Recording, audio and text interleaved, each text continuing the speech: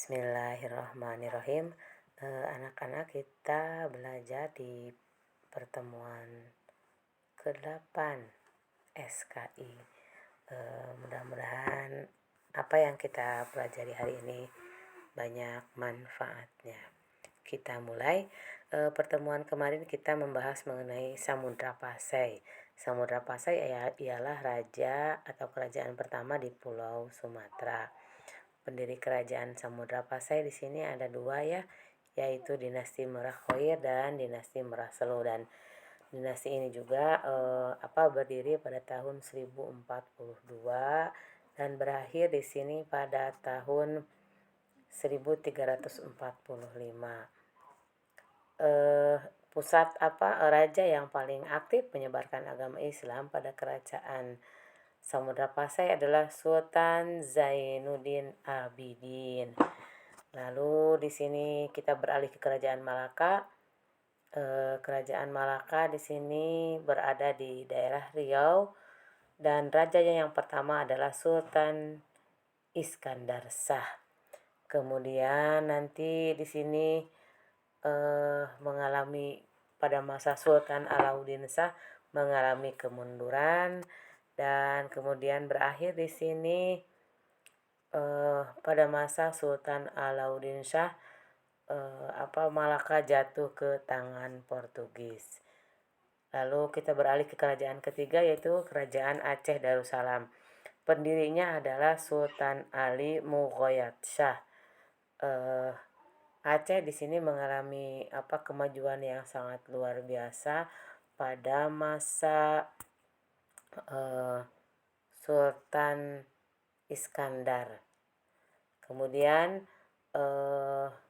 nanti Aceh juga mengalami kemunduran sejak dari Sultan Iskandar Sani ya. Dan kemudian sejak saat itu Aceh mengalami kemunduran karena raja-rajanya adalah perempuan.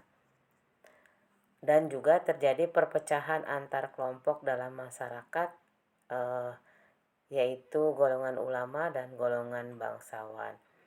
Penyebabnya karena memang Aceh pada saat itu diadu domba oleh penjajah Belanda. Lalu kita beralih kepada kerajaan Islam di Pulau Sulawesi. Silakan yang punya buku dicatat. Sudah dicatat ya, jadi ibu tinggal menerangkan. Nah, ini di Sulawesi yaitu kerajaan Goa dan Talo. Munculnya kerajaan-kerajaan Islam di Sulawesi tidak terlepas dari perdagangan antar benua yang berlangsung pada saat itu. Beberapa kerajaan Islam di Sulawesi diantaranya adalah Goa Talo, Bone, Wajo, Sopeng, serta Buton. Dari sekian banyak kerajaan itu, maka yang paling terkenal adalah Goa dan Talo.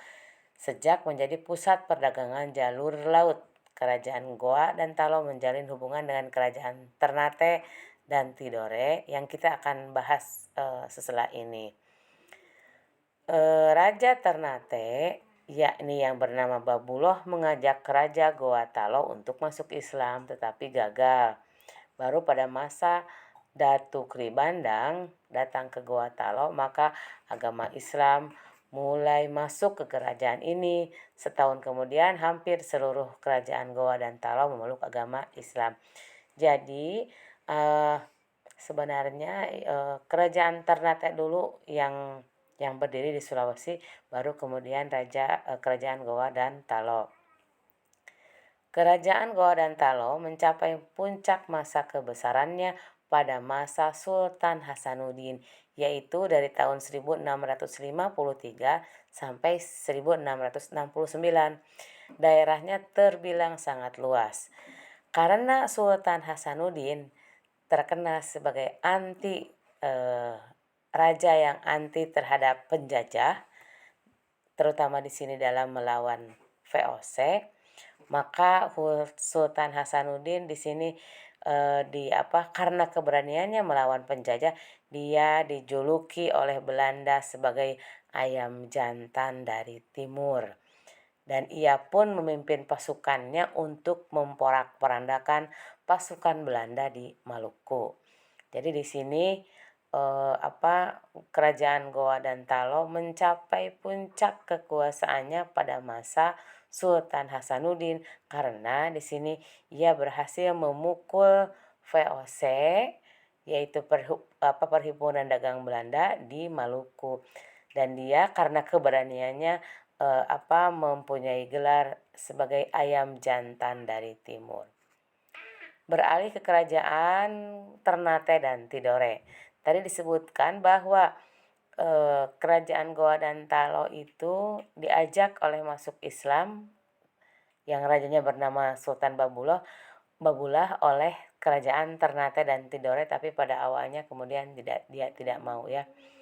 Di sini kerajaan Ternate dan Tidore memiliki wilayah yang meliputi Kepulauan Maluku dan sebagian Papua. Papua itu dekat dekat Irian Jaya. Tanah Maluku sangat kaya akan rempah-rempah yang menjadikannya dikenal di dunia sebagai Spice Island. Ada beberapa persekutuan yang terbentuk atas kepentingan Ternate dan Tidore. Di sini yang pertama adalah Uli 5, yaitu persekutuan 5, meliputi apa saja? Ternate, Obi, Bacan, Seram, dan Ambon. Nah, wilayah-wilayah ini bergabung nanti dan penggabungannya itu disebut Uli 5. Yang kedua Uli 9, yaitu yang bersekutunya atau berkumpulnya 9 daerah, yaitu Tidore, Makian, Jailoho, dan lain-lain. Pada tahun 1512 di sini, maka datanglah bangsa Portugis ke Ternate, sedangkan bangsa Spanyol datang ke Tidore. 10 tahun kemudian bangsa Portugis membangun benteng Sao Paulo di Ternate.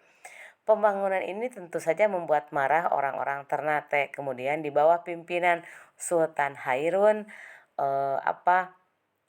memberontak kepada Portugis, tapi bukan melawannya bukan dalam bentuk peperangan, tapi dalam bentuk di meja perundingan. Namun Sultan Hairun sendiri dihianati oleh sebangsanya dan kemudian ia ditangkap kemudian oleh Portugis dan kemudian dibunuh.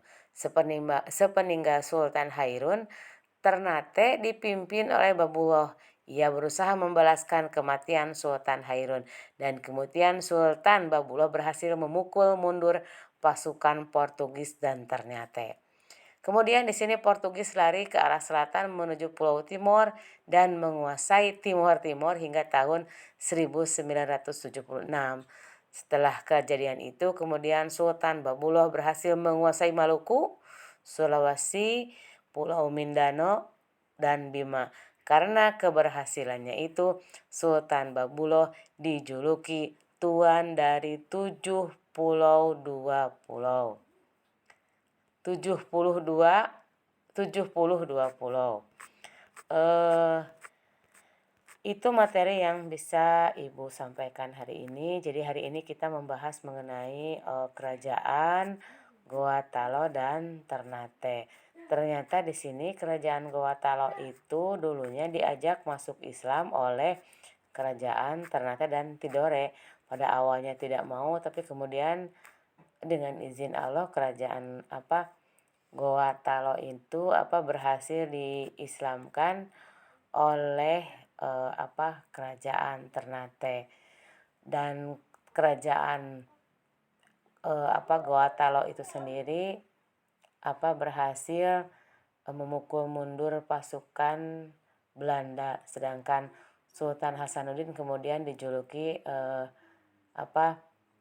ayam jantan dari timur. Sedangkan Goa Talo sendiri kemudian raja yang paling terkenal adalah Sultan Babullah yang di situ pernah berhasil memundur pasukan Portugis sehingga ia digelari 72 pulau. Itu yang bisa Ibu sampaikan hari ini. Mudah-mudahan selalu bermanfaat dan kita selalu diberikan kesehatan. untuk pertemuan minggu depan kita belajar mengenai bab kedua. Ditutup dengan doa alhamdulillahirabbil alamin. Assalamualaikum warahmatullahi wabarakatuh.